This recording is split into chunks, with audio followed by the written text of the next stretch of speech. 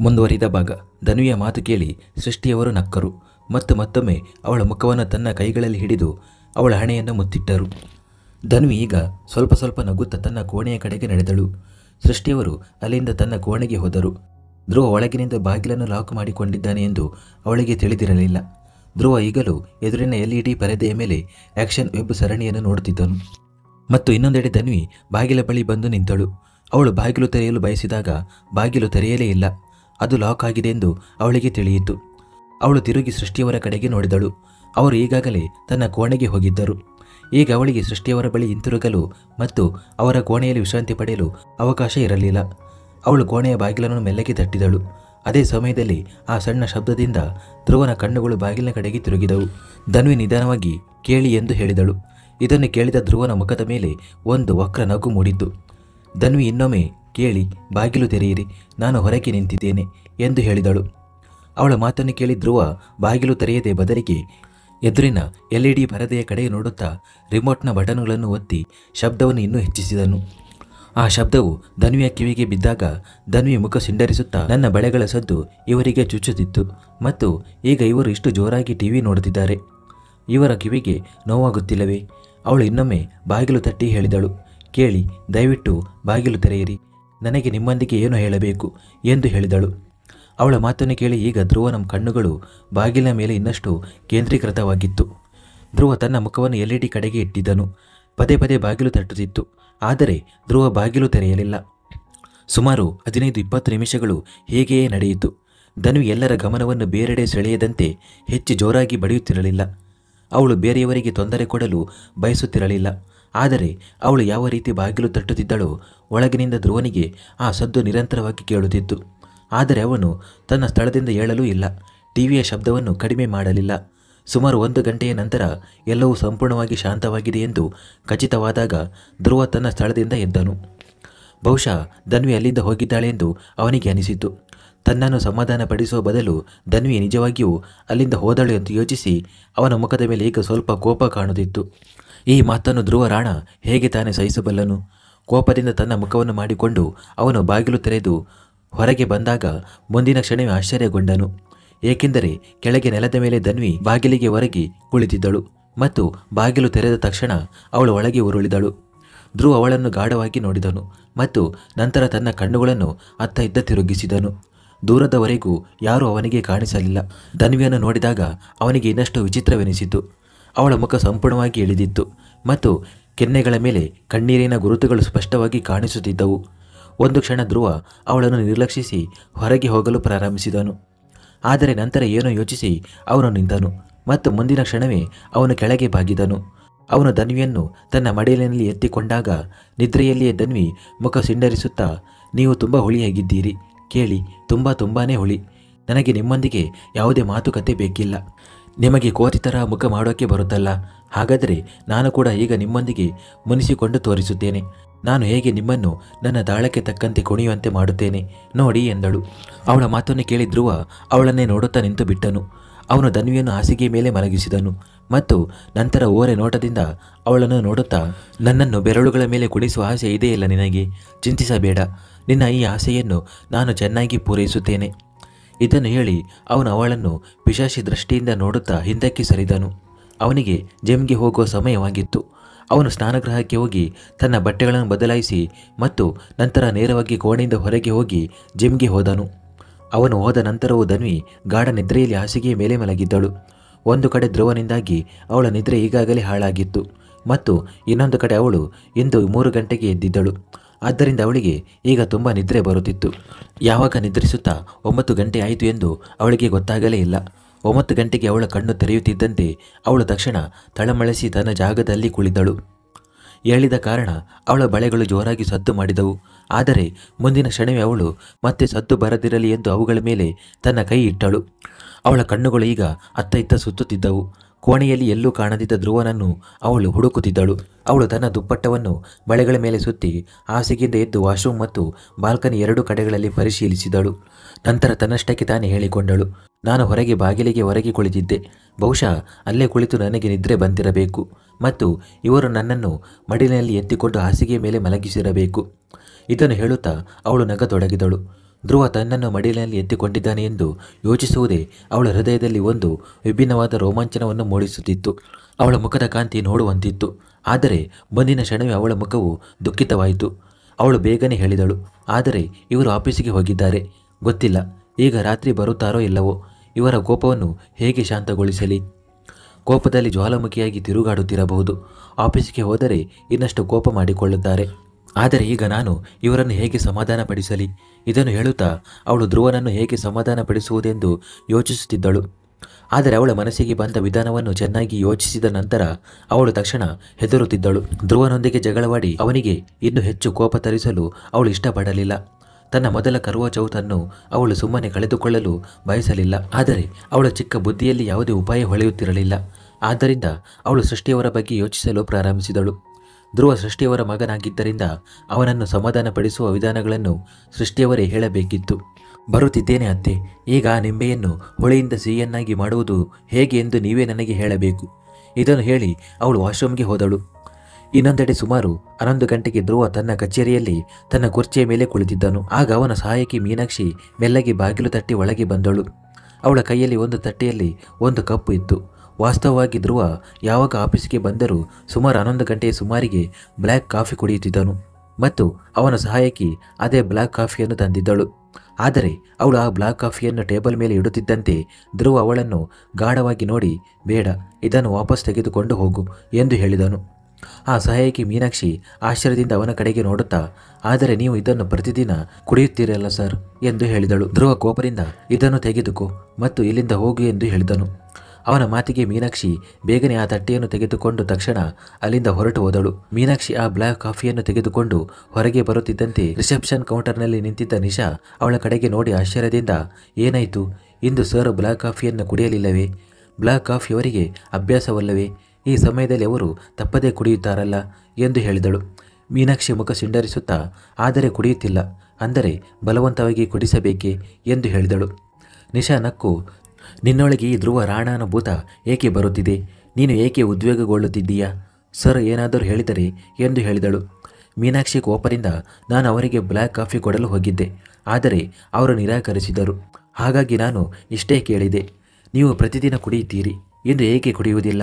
ಅಷ್ಟರಲ್ಲಿ ಅವರು ನನ್ನನ್ನು ಹೋಗು ಎಂದು ಹೇಳಿದರು ಎಂದು ಹೇಳಿದಳು. ಅವಳ ಮಾತಿಗೆ ನಿಶಾ ನಗಲು ಪ್ರಾರಂಭಿಸಿದಳು ಮತ್ತು ಅವಳು ನಗುವುದನ್ನು ನೋಡಿ ಮೀನಾಕ್ಷಿಯ ಕೋಪ ಇನ್ನಷ್ಟು ಹೆಚ್ಚಾಗಲು ಪ್ರಾರಂಭಿಸಿತು. ನಿಶಾ ತಕ್ಷಣ, ನನಗೆ ಅನಿಸುತ್ತದೆ ಇಂದು ಸರ್ ತಮ್ಮ ಹೆಂಡತಿಗಾಗಿ ಕರ್ವಾ ಚೌತ್ ಉಪವಾಸ ವ್ರತ ಇಟ್ಟಿದ್ದಾರೆ. ಅರೆ, ಹೊಸದಾಗಿ ಮದುವೆಯಾಗಿದೆ, ಆದ್ದರಿಂದ ಖುಷಿಯಿಂದ ವ್ರತ ಹಿಡಿದಿರಬಹುದು. ಈಗ ಹಸಿವಾಗುತ್ತಿರಬಹುದು, ಹಾಗಾಗಿ ಕೋಪ ಬರುತ್ತಿರಬಹುದು. ಇರಲಿ, ಇಷ್ಟೊಂದು ಯಾಕೆ ಕೋಪ ಮಾಡಿಕೊಳ್ಳುತ್ತಿದ್ದೀಯಾ? ಹೇಗಿದ್ದರೂ ನಾವು ಈ ಕೋಪವನ್ನು ಪ್ರತಿದಿನ ಸಹಿಸುತ್ತೇವೆ ಎಂದು ಹೇಳಿದಳು. ನಿಶಾಲ ಮಾತನ್ನು ಕೇಳುತ್ತಾ ಮೀನಾಕ್ಷಿ ಇನ್ನೂ ಮುಖ ಸಿಂಡರಿಸುತ್ತಿದ್ದಳು ಮತ್ತು ಸರ್ ಇಷ್ಟೊಂದು ರೊಮ್ಯಾಂಟಿಕ್ ಆಗಿದ್ದಾರೆಯೇ? ತಮ್ಮ ಹೆಂಡತಿಗಾಗಿ ಇವರು ಉಪವಾಸ ವ್ರತ ಮಾಡುತ್ತಿದ್ದಾರೆಯೇ? ಎಷ್ಟು ಅದೃಷ್ಟವಂತ ಇರಬೇಕು ಆ ಧ್ರುವ ರಾಣನ ಹೆಂಡತಿ. ಅವಳಿಗಾಗಿ ಧ್ರುವ ರಾಣ ತಾನೇ ಕರ್ವಾ ಚೌತ್ ವ್ರತ ಆಚರಿಸಿದ್ದಾನೆ. ಅವನು ಯಾರೊಂದಿಗೂ ನೇರವಾಗಿ ಮಾತನಾಡುವುದಿಲ್ಲ. ಇದನ್ನು ಯೋಚಿಸುತ್ತಾ ಅವಳು ಮತ್ತೊಮ್ಮೆ ಮುಖ ಸಿಂಡರಿಸಲು ಶುರು ಮಾಡಿದಳು. ಇದನ್ನೇ ನಾನು ಸಹ ಯೋಚಿಸಿದ್ದೇನೆ. ಸೃಷ್ಟಿಯವರ ಧ್ರುವ ಬೇಬಿ ತನ್ನ ಹೆಂಡತಿ ಧನ್ವಿಗಾಗಿ ಪ್ರವೀಣ್ ಅವರ ರೀತಿ ವ್ರತ ಮಾಡುತ್ತಿದ್ದಾನೆಯೇ? ಆದರೆ ಇವನ ಪ್ರೀತಿ ಪ್ರವೀಣ್ ಅವರಂತೆ ಇಲ್ಲ. ಹಾಗಾದರೆ ಇವನು ತನ್ನ ಹೆಂಡತಿಗಾಗಿ ವ್ರತವೇಕೆ ಮಾಡುತ್ತಿದ್ದಾನೆ? ಧ್ರುವ ಮ್ಯಾನ್ಷನ್ನಲ್ಲಿ ಧನ್ವಿ ಮತ್ತೊಮ್ಮೆ ಸಿದ್ಧವಾದಳು ಮತ್ತು ಈ ಬಾರಿ ಅವಳು ಗುಲಾಬಿ ಬಣ್ಣದ ಸೀರೆಯನ್ನು ಧರಿಸಿದ್ದಳು. ಜೊತೆಗೆ ಭಾರೀ ಆಭರಣಗಳು, ಕೈಗಳಿಗೆ ಹಚ್ಚಿದ ಕೆಂಪು ಮೆಹಂದಿ ಮತ್ತು ತುಂಬಿದ ಬಳೆಗಳನ್ನು ಧರಿಸಿದ್ದರಿಂದ ಅವಳು ಬಹಳ ಸುಂದರವಾಗಿ ಕಾಣುತ್ತಿದ್ದಳು. ಅವಳು ಕೆಳಗೆ ಬಂದು ನೇರವಾಗಿ ಸೃಷ್ಟಿಯವರ ಬಳಿಗೆ ಬಂದಳು. ಸೃಷ್ಟಿಯವರು ಸೋಫಾದ ಮೇಲೆ ಕುಳಿತು ರಾಗಿಣಿ ಅವರೊಂದಿಗೆ ಏನೋ ಚರ್ಚಿಸುತ್ತಿದ್ದರು. ಇಂದು ಧನ್ವಿಯ ಮೊದಲ ಕರ್ವಾ ಚೌತ್ ವ್ರತವಾಗಿದ್ದರಿಂದ ಅವರು ಮನೆಯಲ್ಲಿಯೇ ಕರ್ವಾ ಚೌತ್ ಪೂಜೆಯನ್ನು ಏರ್ಪಡಿಸಿದ್ದರು. ಸಾಮಾನ್ಯವಾಗಿ ಪ್ರತಿ ವರ್ಷ ಪೂಜೆ ನಡೆಯುತ್ತಿದ್ದರೂ ಈ ಬಾರಿ ನೆರೆಹೊರೆಯ ಮಹಿಳೆಯರು ಮತ್ತು ಕೆಲವು ಸಂಬಂಧಿಕರನ್ನು ಸಹ ಆಹ್ವಾನಿಸಲಾಗಿತ್ತು. ಸಂಜೆ ಎಲ್ಲರೂ ಒಟ್ಟಿಗೆ ಚಂದ್ರನ ನೋಡಿ ತಮ್ಮ ವ್ರತವನ್ನು ಮುರಿಯುವವರಿದ್ದರು. ಧನ್ವಿಯನ್ನು ನೋಡಿದ ತಕ್ಷಣ ಸೃಷ್ಟಿಯವರು ನಕ್ಕರು ಮತ್ತು ತನ್ನ ಸ್ಥಳದಿಂದ ಎದ್ದು ಅವಳ ಬಳಿಗೆ ಬಂದರು. ಅವರು ಧನ್ವಿಯ ದೃಷ್ಟಿ ತೆಗೆದು, ಧ್ರುವ ಇಲ್ಲಿ ಇದ್ದಿದ್ದರೆ ನಿನ್ನನ್ನು ನೋಡಿ ಖಂಡಿತ ಫ್ಲಾಟ್ ಆಗಿಬಿಡುತ್ತಿದ್ದನು. ಅವನು ನಿನ್ನನ್ನು ತುಂಬ ಹೊಗಳುತ್ತಿದ್ದನು. ನಿನ್ನ ಈ ರೂಪವನ್ನು ನೋಡಿ ಇಂದು ಅವನು ಕವಿಯಾಗುತ್ತಿದ್ದನು ಎಂದು ನನಗೆ ಅನಿಸುತ್ತದೆ ಎಂದು ಹೇಳಿದರು. ಧನ್ವಿ ಮುಖ ಸಿಂಡರಿಸುತ್ತಾ, ಬಿಡಿ ಅತ್ತೆ, ನನ್ನನ್ನು ನೋಡಿ ಹೊಗಳುವುದು ದೂರವಿರಲಿ. ಅವರು ನನ್ನನ್ನು ಸರಿಯಾಗಿ ನೋಡುವುದಿಲ್ಲ. ಕೇವಲ ಒಂದು ದಿನ ಮಾತ್ರ ಅವರು ನನ್ನನ್ನು ಸರಿಯಾಗಿ ನೋಡಿ ಮಾತನಾಡಿದ್ದರು. ಮತ್ತು ನನಗೆ ಆ ಹೆಸರಿನಿಂದ ಕರೆದಿದ್ದರು. ಅವಳ ಮಾತಿಗೆ ರಾಗಿಣಿ ಮತ್ತು ಸೃಷ್ಟಿಯವರು ಇಬ್ಬರು ಒಬ್ಬರಿಗೊಬ್ಬರು ನೋಡಿಕೊಂಡರು. ನಂತರ ರಾಗಿಣಿ ಕೂಡ ಧನ್ವಿಯ ಬಳಿಗೆ ಬಂದು ಏನೆಂದು ಕರೆದಿದ್ದರು ಎಂದು ಕೇಳಿದರು. ಧನ್ವಿ ನಕ್ಕು ರೋಸ್ ಪೆಟಲ್. ಅವರು ಆ ದಿನ ನನ್ನನ್ನು ರೋಸ್ ಪೆಟಲ್ ಎಂದು ಕರೆದಿದ್ದರು. ಮತ್ತು ಗೊತ್ತಾ, ಆ ದಿನ ಅವರು ನನಗೆ ಮುತ್ತು ಕೂಡ ಕೊಟ್ಟಿದ್ದರು. ಆದರೆ ಬಹುಶಃ ಆ ದಿನ ಅವರು ಅಮಲಿನಲ್ಲಿದ್ದರು. ಅದಕ್ಕಾಗಿಯೇ ಅಂತಹ ಮಾತುಗಳನ್ನಾಡುತ್ತಿದ್ದರು ಮತ್ತು ಪ್ರೀತಿಯನ್ನು ಮಾಡುತ್ತಿದ್ದರು. ಆದರೆ ಹೀಗಿದ್ದರೆ ಬಹುಶಃ ನಾನು ಅವರಿಗೆ ಯಾವುದೋ ಮುಳ್ಳಿನಂತೆ ಕಾಣುತ್ತೇನೆ. ಪ್ರೀತಿ ಮಾಡುವುದು ದೂರವಿರಲಿ, ನನ್ನ ಕೈಯನ್ನು ಮುಟ್ಟುವುದಿಲ್ಲ ಎಂದು ಹೇಳಿದಳು. ಸೃಷ್ಟಿ ಮತ್ತು ರಾಗಿಣಿಯವರು ಬಾಯಿ ಮುಚ್ಚಿಕೊಂಡು ನಗುತ್ತಿದ್ದರು ಮತ್ತು ಧನ್ವಿಯ ಮಾತನ್ನು ಕೇಳುತ್ತಿದ್ದರು. ಧನ್ವಿಗೆ ಅವರ ನಗು ಕಾಣಿಸಲಿಲ್ಲ, ಏಕೆಂದರೆ ಅವಳು ತನ್ನ ನಿಂಬೆಹಣ್ಣನ್ನು ನೆನಪಿಸಿಕೊಳ್ಳುವಲ್ಲಿ ನಿರತಳಾಗಿದ್ದಳು. ಆಗ ಸೃಷ್ಟಿಯವರ ಮನಸ್ಸಿಗೆ ಒಂದು ಉಪಾಯ ಬಂತು. ಆದರೆ ಸದ್ಯಕ್ಕೆ ಆ ಉಪಾಯವನ್ನು ಕಾರ್ಯರೂಪಕ್ಕೆ ತರಲು ಸ್ವಲ್ಪ ಸಮಯ ಬೇಕಾಗಿತ್ತು. ಅವರು ಧನ್ವಿಯ ಕಡೆ ನೋಡುತ್ತಾ, ನಿನ್ನದು ವ್ರತ ಇದೆ, ಆದರೆ ಧ್ರುವ ಬ್ರೇಕ್ಫಾಸ್ಟ್ ಮಾಡದೆ ಹೋಗಿದ್ದಾನೆ.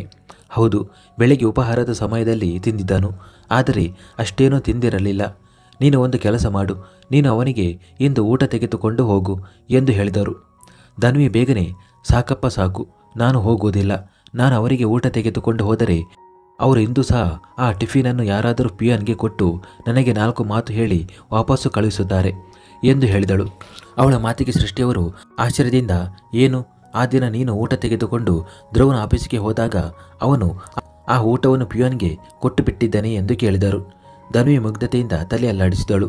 ರಾಗಿಣಿಯವರು ನಕ್ಕು, ಒಪ್ಪಿಕೊಳ್ಳಲೇಬೇಕು, ನಿಮ್ಮ ಮಗ ಹಸಿದಿರುವನು, ಆದರೆ ತನ್ನ ಅಹಂಕಾರವನ್ನು ಮಾತ್ರ ಕಡಿಮೆ ಮಾಡುವುದಿಲ್ಲ ಎಂದು ಹೇಳಿದರು. ಸೃಷ್ಟಿಯವರ ಕೋಪದಿಂದ ರಾಗಿಣಿಯವರ ಕಡೆಗೆ ನೋಡಿ, ಸುಮ್ಮನಿರು ನೀನು, ನನಗೆ ಏನಾದರೂ ಯೋಚಿಸಲು ಬಿಡು. ಇದನ್ನು ಹೇಳುತ್ತಾ ಅವರು ತನ್ನ ತಲೆಯನ್ನು ಓಡಿಸುತ್ತಿದ್ದರು. ರಾತ್ರಿಗಾಗಿ ಅವರಿಗೆ ಒಂದು ಯೋಜನೆ ಸಿಕ್ಕಿತ್ತು. ಆದರೆ ಹಗಲಿನಲ್ಲಿ ಅವರು ಧನ್ವಿ ಮತ್ತು ಧ್ರುವನನ್ನು ಸ್ವಲ್ಪ ಸಮಯದವರೆಗೆ ಏಕಾಂತದಲ್ಲಿ ಬಿಡಲು ಬಯಸಿದ್ದರು. ಹಾಗಾಗಿ ಈಗ ಯಾವ ಯೋಜನೆ ಮಾಡಬೇಕು ಎಂದು ಯೋಚಿಸುತ್ತಿದ್ದರು. ಆಗಲೇ ಅವರ ಮನಸ್ಸಿಗೆ ಒಂದು ಉಪಾಯ ಬಂತು. ಅವರು ಬೇಗನೆ, ನಿನ್ನ ನಿಮ್ಮೆ ಹಣ್ಣನ್ನು ಬಿಡು, ನನ್ನ ಪತಿಯ ಬಳಿಗೆ ಹೋಗು ಎಂದು ಹೇಳಿದರು. ಅವರ ಮಾತಿಗೆ ಧನ್ವಿ ಮತ್ತು ರಾಗಿಣಿ ಇಬ್ಬರು ತಮ್ಮ ಕೈಯಿಂದ ಬಾಯಿ ಮುಚ್ಚಿಕೊಂಡರು. ಸೃಷ್ಟಿಯವರು ತಕ್ಷಣ, ಅರೆ ಹಾಗಲ್ಲ, ನನ್ನ ಅರ್ಥವೇನೆಂದರೆ ಅವರು ಒಂದು ಫೈಲನ್ನು ಮನೆಯಲ್ಲಿ ಮರೆತು ಬಿಟ್ಟಿದ್ದಾರೆ. ಹಾಗಾಗಿ ನೀನು ಒಂದು ಸಣ್ಣ ಕೆಲಸ ಮಾಡು, ಆ ಫೈಲನ್ನು ಹೋಗಿ ಅವರಿಗೆ ಕೊಟ್ಟು ಬಾ. ಆ ಫೈಲ್ ಅವರಿಗೆ ಬಹಳ ಮುಖ್ಯವಾಗಿದೆ. ಇಷ್ಟೇ ಚಿಕ್ಕ ಕೆಲಸ ಮಾಡುತ್ತೀಯಾ ಎಂದು ಹೇಳಿದರು. ಅವರ ಮಾತನ್ನು ಕೇಳಿ ಧನ್ವಿ ಯೋಚನೆಗೆ ಬಿದ್ದಳು. ಅವಳು ನಿರಾಕರಿಸಬಹುದಾಗಿತ್ತು, ಆದರೆ ಆಫೀಸಿಗೆ ಹೋಗುವ ನೆಪದಲ್ಲಿ ಧ್ರುವನನ್ನು ಭೇಟಿಯಾಗಲು ಸಿಗುತ್ತದೆ ಎಂದು ಯೋಚಿಸಿ ಅವಳು ಒಪ್ಪಿಗೆ ಸೂಚಿಸಿದಳು. ಧ್ರುವ ಮತ್ತು ಅಕ್ಷಿತಾ ಜಿಂದಾಲ್ ಇನ್ನೊಂದೆಡೆ. ಧ್ರುವ ಈ ಸಮಯದಲ್ಲಿ ಮೀಟಿಂಗ್ ಹಾಲ್ನಲ್ಲಿ ಇದ್ದನು ಮತ್ತು ಅವನೊಂದಿಗೆ ಇನ್ನೂ ಅನೇಕ ಜನರು ಇದ್ದರು. ಅವರಲ್ಲಿ ಕೆಲವರು ಹುಡುಗರು ಮತ್ತು ಕೆಲವರು ಹುಡುಗಿಯರು ಸಹ ಇದ್ದರು. ಅವರೆಲ್ಲರೂ ಮುಂಬೈನ ಹೆಸರಾಂತ ಉದ್ಯಮಿಗಳಾಗಿದ್ದರು. ಮೀಟಿಂಗ್ ಕಳೆದ 1 ಗಂಟೆಯಿಂದ ನಡೆಯುತ್ತಿತ್ತು. ಆದ್ದರಿಂದ ಈಗ 5 ನಿಮಿಷಗಳ ವಿರಾಮವಿತ್ತು ಮತ್ತು ಆ ವಿರಾಮದಲ್ಲಿ ಎಲ್ಲರಿಗೂ ನೀರನ್ನು ಕೊಡಲು ಪ್ರಾರಂಭಿಸಲಾಯಿತು. ಎಲ್ಲರ ಮುಂದೆ ನೀರಿನ ಬಾಟಲಿಗಳನ್ನು ಇಡಲಾಯಿತು ಮತ್ತು ಎಲ್ಲರೂ ನೀರು ಕುಡಿಯಲು ಶುರು ಮಾಡಿದರು. ಆದರೆ ಧ್ರುವ ನೀರು ಕುಡಿಯಲಿಲ್ಲ. ಧ್ರುವನನ್ನು ನೋಡಿದ ಆ ಸಭೆಯಲ್ಲಿ ಕುಳಿತಿದ್ದ ಒಂದು ಹುಡುಗಿ ಅಕ್ಷಿತಾ ಜಿಂದಾಲ್ ಧ್ರುವನ ಕಡೆಗೆ ನೋಡುತ್ತಾ, ಏನಿದು ಮಿಸ್ಟರ್ ರಾಣಾ, ನೀವು ನೀರು ಕುಡಿಯುವುದಿಲ್ಲವೇ? ಇವತ್ತು ನೀವು ನಿಮ್ಮ ಹೆಂಡತಿಗಾಗಿ ವ್ರತ ಮಾಡುತ್ತಿದ್ದೀರಾ? ನಿಮ್ಮದು ಹೊಸ ಮದುವೆಯಾಗಿದೆ. ಆದ್ದರಿಂದ ಹೊಸ ಮದುವೆಗಳಲ್ಲಿ ಗಂಡಂದಿರು ತಮ್ಮ ಹೆಂಡತಿಯರನ್ನು ಮುದ್ದಿಸಲು ಹೇಗೆ ಮಾಡುತ್ತಾರೆ ಎಂದು ಕೇಳಿದ್ದೇನೆ ಎಂದು ಹೇಳಿದಳು. ಅವಳ ಮಾತನ್ನು ಕೇಳಿ ಧ್ರುವನ ಮುಖದ ಮೇಲೆ ವಕ್ರ ನಗು ಇತ್ತು. ಅವನು ತಕ್ಷಣ, ಒಂದು ವೇಳೆ ವ್ರತ ಮಾಡುತ್ತಿದ್ದರೆ ಅದರಿಂದ ನಿಮಗೇನು ಸಂಬಂಧ ಮಿಸ್ ಅಕ್ಷಿತಾ ಜಿಂದಾಲ್? ಜಗತ್ತಿನಲ್ಲಿ ಇಂದು ಅನೇಕ ಹುಡುಗರು ವ್ರತ ಹಿಡಿದಿರಬಹುದು. ಹಾಗಾದರೆ ಎಲ್ಲರ ಬಗ್ಗೆ ತಿಳಿದುಕೊಳ್ಳುವ ಜವಾಬ್ದಾರಿಯನ್ನು ನೀವು ತೆಗೆದುಕೊಂಡಿದ್ದೀರಾ? ಹಾಗಿದ್ದರೆ ಇಷ್ಟೆಲ್ಲ ಮಾಡಿದ ನಂತರ ನಿಮಗೆ ಬಿಸಿನೆಸ್ಗೆ ಹೇಗೆ ಸಮಯ ಸಿಗುತ್ತದೆ? ಓಹೋ, ಸಮಯ ಸಿಗುವುದಿಲ್ಲ, ಅದಕ್ಕಾಗಿಯೇ ನೀವು ಫ್ಲಾಪ್ ಆಗುತ್ತಾ ಹೋಗುತ್ತಿದ್ದೀರಾ ಅಲ್ಲವೇ? ಅವನ ಮಾತಿಗೆ ಅಕ್ಷಿತಾ ಜಿಂದಾಲ್ನ ಮುಖ ಸಣ್ಣದಾಯಿತು. ಎಲ್ಲರೂ ನಗಲು ಶುರು ಮಾಡಿದರು ಮತ್ತು ಎಲ್ಲರೂ ನಗುವುದನ್ನು ನೋಡಿ ಅಕ್ಷಿತಾಳ ಮುಖ ಕೋಪದಿಂದ ನಡುಗಲು ಪ್ರಾರಂಭಿಸಿತು. ಅವಳು ಧ್ರುವನ ಕಡೆಗೆ ನೋಡುತ್ತಾ, ನಿಮಗೆ ಅನಿಸುವುದಿಲ್ಲವೇ ಮಿಸ್ಟರ್ ರಾಣಾ, ನೀವು ನಿಮ್ಮ ಮಿತಿಯನ್ನು ಮೀರಿದ್ದೀರಿ ಎಂದು ಹೇಳಿದಳು. ಧ್ರುವ ವ್ಯಂಗ್ಯವಾಗಿ ನಕ್ಕು, ಯಾರು ಪ್ರಾರಂಭಿಸಿದರು? ಇದು ವೃತ್ತಿಪರ ಸಭೆ, ಇದರಲ್ಲಿ ವೈಯಕ್ತಿಕವಾಗಿ ಹೋಗಿ ಮಿತಿಯನ್ನು ಮೀರಲು ಯಾರು ಪ್ರಾರಂಭಿಸಿದರು? ಇದನ್ನು ಹೇಳುತ್ತಾ ಈಗ ಅವನ ಧ್ವನಿ ಗಂಭೀರವಾಗಿತ್ತು. ಆಗ ಅಕ್ಷಿತಾ ಇನ್ನಷ್ಟು ಅವಮಾನಕ್ಕೊಳಗಾದಂತೆ ಭಾವಿಸಿದಳು. ಹೇಗಾದರೂ ತನ್ನ ಕೋಪವನ್ನು ನಿಯಂತ್ರಿಸುತ್ತಾ ಅವಳು, ನಾನು ಸಾಮಾನ್ಯ ಸ್ನೇಹಿತೆಯಾಗಿ ಎಂದು ಹೇಳಿದಳು.